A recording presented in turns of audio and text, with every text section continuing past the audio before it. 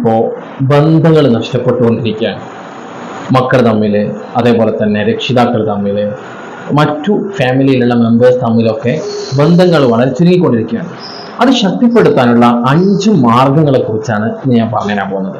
ഒന്നാമത്തത് quality time തന്നെയാണ്.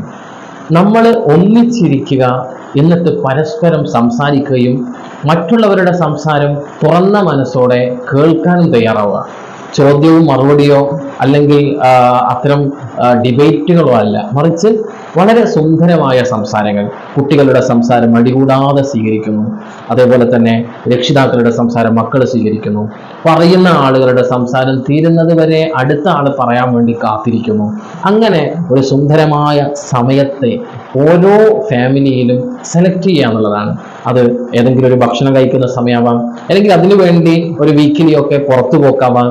എന്നിരുന്നാലും ഒരു ക്വാളിറ്റി ടൈം ഫാമിലിയിൽ എപ്പോഴും അത്യാവശ്യമാണ്.